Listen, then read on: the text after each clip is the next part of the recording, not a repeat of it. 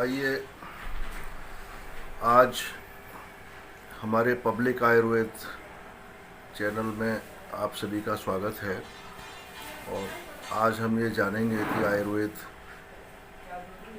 की खोई हुई विद्या में आज भी औषधियाँ इस प्रकार की हैं जो कि तुरंत और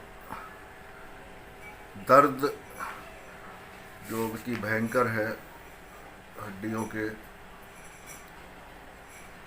फ्रैक्चर जैसी, जिसको हेयरलाइन फ्रैक्चर्स बोलते हैं, या आपका ये सर्वाइकल स्पॉन्डिलाइटिस है, या दूसरे रीजन में स्पॉन्डिलोलिस्थोसिस है। तो ऐसी पीड़ाओं में जहाँ की ऑपरेशन की नौबत आ जाती है, वो उनको प्रारंभिक चरण में और आयुर्वेद के केंद्र में आने के बाद ठीक किया जा सकता है। जबकि इन पीड़ाओं को जांच पड़ताल करते हुए और यदि तमाम तरह के इलाज किए जाएं तो ये केस बिगड़ भी जाते हैं और इनके ऊपर शल्य क्रिया करने से कोई बहुत ज़रूरी नहीं है कि अच्छे ही परिणाम आए, लेकिन यहाँ जो परिणाम आते हैं वो केस ठीक हो जाते हैं। आज हमारे पास मिस्टर ए के सिंह जो कि इलाहाबाद से आए हैं, ऐसी ही पीड़ा से ग्रसित से, और इन्होंने सभी MRI वगैरह का जो टेस्ट करा के आए थे, इनको औषधियाँ दी गई।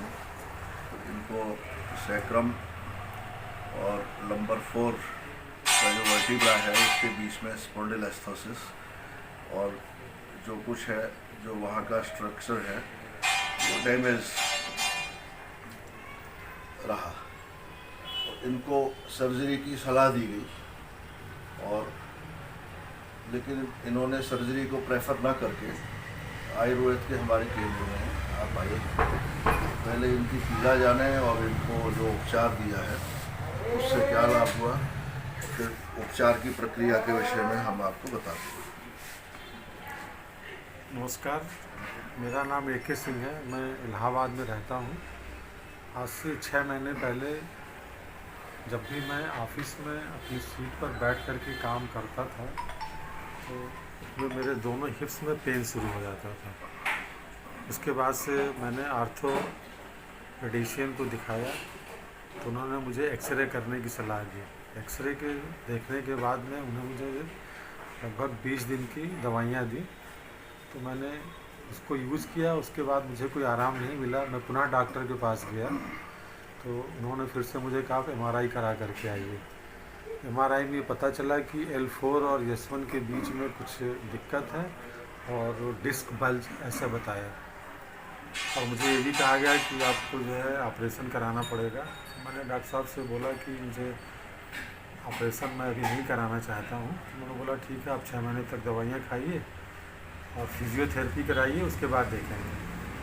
इसी बीच में मुझे डॉक्टर GS रघुवंशी जी के बारे में पता चला कि वो आयुर्वेद का ट्रीटमेंट करते हैं, तो मैं उनके पास में पहुंचा और अपनी MRI रिपोर्ट उनको दिखाई। उन्होंने बोला परेशान मत होइए, और उन्होंने मेरा तुरंत ही एक आयुर्वेदिक का ट्रीटमेंट शुरू किया।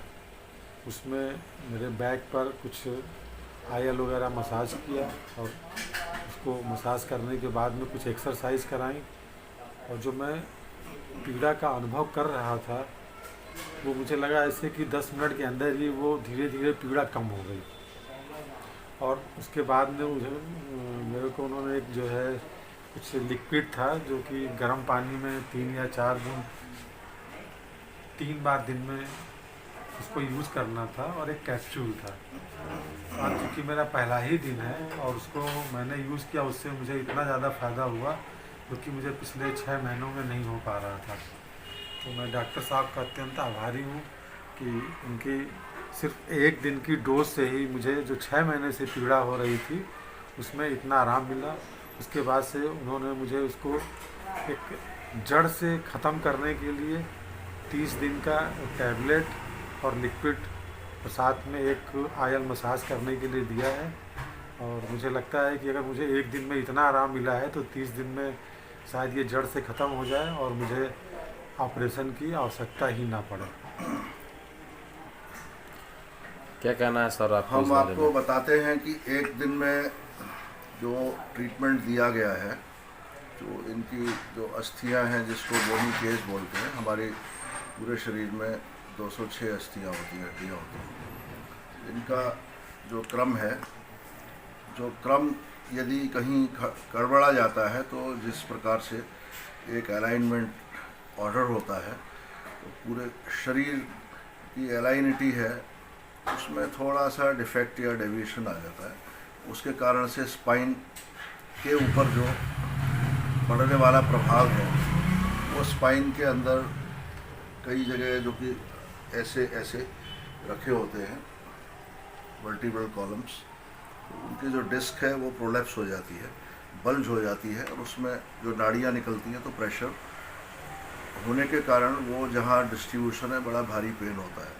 तो क्योंकि आपको सर्जरी की सलाह दी थी तो उसमें जो स्पेंडिलोस्थेसिस की जो स्थिति है वो थोड़ा एक गंभीरता की ओर ले जाती है, और उसमें सर्जरी की इनको सलाह दी गई थी।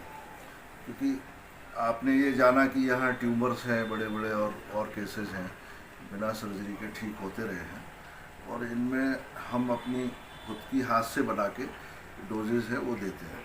तो ये इनको जो मुख्य औषधि दी गई है,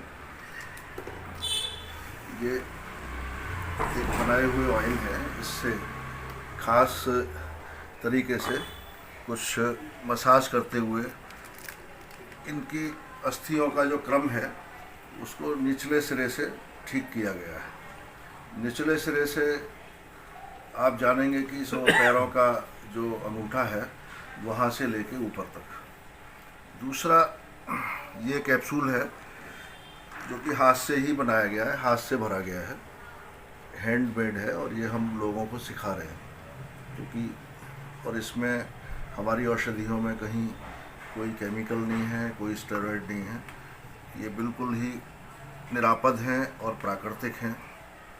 ये औषधि है विशेष प्रकार के नदियों के जल से बनी है, और ये 10 साल तक तो ख़राब होगी नहीं।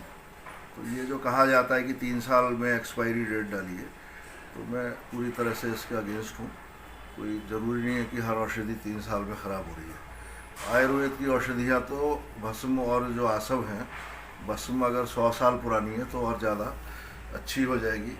3 साल में ये अनावश्यक रूप से एक प्रेशराइज किया हुआ है कि ये औषधियाँ एक्सपायर हो जाती हैं, वो पूरी तरह गलत है। एक ये ऑयल है प्राकृतिक, तो ये कुछ बूंद 3 बूंद 4 बूंद इनको प्रतिदिन दूध में डाल के लेना है। एक ये कैप्सूल सिंगल कैप्सूल लेना है, और ये जो औषधि है ये 5 to 7 drops thrice a day, थोड़े से गुनगुने गरम जल में। इतना सा ट्रीटमेंट है।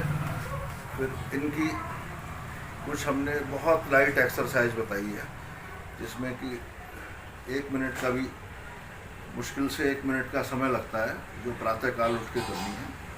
और एक और अन्य एक्सरसाइज है जिसमें कि 3 से 5 मिनट लगने हैं। तो इतना सा इनका ट्रीटमेंट है जो कि सेल्फ हेल्प में ये करते रहेंगे। और ये ऐसे केस पहले भी बहुत आए हैं, और आर्थराइटिस के केस हैं। नए सिरे से आयुर्वेद में जो अनुसंधान की आधारशिला है उसको मजबूत करने की आवश्यकता है, क्योंकि अनुसंधान की प्रक्रिया में 100 करोड़ 200 करोड़ 500 करोड़ ऐसा एक प्रोजेक्ट पे आमतौर पे खर्च किया जाता है, लेकिन यहाँ बहुत ही कम और बहुत ही सेवा भाव से अनुसंधान की प्रक्रिया को खड़ा किया गया है। और ये इसमें कम से कम 35 वर्ष का समय लगा है। तो हम इसे आगे बढ़ाने के इच्छुक हैं। इसमें चलिए, सब बहुत लोग अच्छी आएं। बात है। तो यानी कि आयुर्वेद की दवाइयों से आपको लाभ हो रही है और बहुत सारे फ़ायदे हो रहे हैं, ये हम कह सकते हैं। बिल्कुल सही बात है ये। और तो आप कितने समय से आयुर्वेदिक दवाई को यूज कर रहे हैं, कब अभी से तो आपको फायदे हो मैं रहे हैं? तो जैसे बताया हमने शुरू में कि एलोपैथिक यूज़ कर रहे थे कि उसका कोई फ़ायदा नहीं हुआ। फिर मुझे ये पता चला और आज जैसा कि मेरा एक पहला ही दिन है और पहले दिन में ही मुझे इतना ज़्यादा आराम मिल गया है, क्या बात है। तो मुझे लगता है कि अब एलोपैथिक से एक तरह से मेरा विश्वास उठ चुका है। अच्छा अच्छा। और आयुर्वेदिक दवाइयों का कोई साइड इफ़ेक्ट भी नहीं है, सबसे मेन बात ये है। यानी कि हमारे दर्शकों के बीच में ये दवाई अगर हम दिया जाए, सेल किया जाए, भेजा जाए हमारे पब्लिक के बीच में, तो किसी भी तरह का कोई दिक्कत नहीं है, पूर्ण रूप से लाभदायक है। बिल्कुल सही बात है ये, जैसा जी। कि मैंने प्रत्यक्ष रूप से और व्यक्तिगत रूप से अनुभव किया है। जी। और अगर एक दिन में इतना फ़ायदा हो सकता है तो मुझे लगता है कि ये 30 दिन में जो है, और पहले भी ऐसा कहा जाता रहा है कि जो आयुर्वेद हमारा एक बहुत प्राचीन एक विज्ञान है, और इसी वजह से ऐसा लगता है कि अभी भारत सरकार ने एलोपैथिक के साथ साथ आयुर्वेदिक में भी जो एक ऑपरेशन की प्रक्रिया है उसको, जैसा कि सभी जानते हैं, अभी प्रदान किया है। इससे साबित होता है कि सरकार भी इस बात से सहमत है कि आयुर्वेद में भी चलिए, बहुत इन अच्छी सब बात चीज़ों है। का आपकी निदान हो सकता आपके है। साथ बात करके हमें बहुत अच्छा लगा और हमें विश्वास हुआ, और हम आशा करते हैं कि हमारे दर्शकों को भी विश्वास हुआ कि आयुर्वेदिक सच में बहुत ही पूर्ण रूप से लाभदायक है। और डॉक्टर साहब हमारे बीच में उपस्थित हैं। जानना चाहते हैं डॉक्टर साहब, आज आपकी 1 सालों के मेहनत किए हुए मेहनत पर क्या अनुभव है, कितना अच्छा लग रहा है आपको? देखिए, जो पहले तो यहाँ कोई एलोपैथी का क्रिटिसिज्म हमको ना तो करना चाहते हैं, ना हम कर रहे हैं।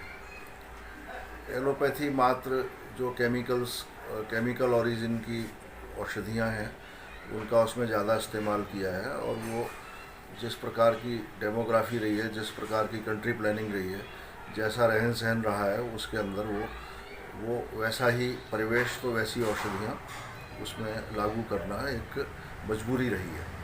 रहा आयुर्वेद का, तो आयुर्वेद में जो सभी हैं, ये तो मेडिकोमीट्रिक सिस्टम है एक तरीके से, और मेडिकोमीट्रिक सिस्टम के ऊपर है ये महाविज्ञान है स्वास्थ्य का। तो इसको फिलहाल कुछ पिछले 2 दिन से चर्चाएं आ रही हैं कि शल्य क्रियाएं हैं, जो सर्जरी है आयुर्वेद में दिया गए हैं, उसके अधिकार दिए गए हैं। कुछ लोग नाराज़ हो रहे हैं, कुछ लोग हड़ताल कर रहे हैं। तो ये चीज़ गलत है, क्योंकि आयुर्वेद ही शल्य क्रिया का अधिकार रखता है पूर्ण रूप से। ये हम मानते हैं कि आयुर्वेद के जो यहाँ क्षेत्र में काम करने ही नहीं दिया गया, लोगों के हाथ बांध के रखे गए, और इसके ज्वलंत उदाहरण हमारे पास हैं, और आप हमसे आके मिलेंगे तो उनको उनका प्रस्तुतिकरण है वो जी दिया जाएगा।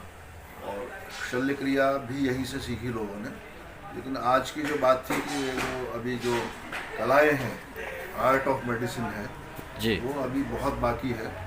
आयुर्वेद से बहुत चीज़ें हैं जो उद्भूत हुई हैं पिछले दिनों, और वो अपने आप में एक इंडिपेंडेंट सिस्टम ऑफ मेडिसिन जैसा लोग बोलते हैं। इवन जो टेक्निक्स हैं उनको भी लोग सिस्टम ऑफ मेडिसिन के रूप में प्रस्तुत करने लगे हैं। उसको एक अम्ब्रेला के नीचे लाना चाहिए। जो स्वास्थ्य की सेवाएं हैं वो पुनर्व्यवस्थित होकर तृणवंतो विश्वम आयुर्वेदम के सूत्र के अंतर्गत आकर सभी जो चिकित्सा की विधाएं हैं एक छत्र के नीचे कार्य करें, तो आयुर्वेद का पुनर्संगठन का स्वरूप हमारे दर्शकों को आप क्या कहना चाहेंगे? इस दवाई को लेना चाहिए या न लेना चाहिए, ये बताइए। भाई मैं तो अब यही कहूँगा, मुझे तो फ़ायदा हुआ है, तो उसी हिसाब से जो इस रोग से संबंधित लोग हैं तो इसका उनको लाभ उठाना चाहिए।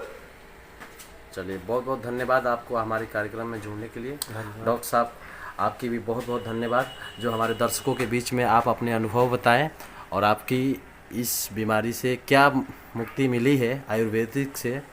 थैंक यू सो मच आप दोनों को जोड़ने के लिए। हम स्वागत करते हैं जो असाध्य रोगों से पीड़ित रोगी हैं, जी विशेष रूप से आर्थराइटिस और जो दर्द की जो समस्या को लेकर पीड़ित हैं लोग, और ब्लड कैंसर है, ट्यूमर है, या अन्य बहुत सारी चीज़ें हैं जो जितने भी दर्शक लोग हमारे देख रहे हैं, कृपया करके आप लोग, वो सब क्योरेबल है, मैक्सिमम क्योरेबल हैं, और कहीं कहीं इनक्योरेबल वाली जो चीज़ है वो बहुत कम है।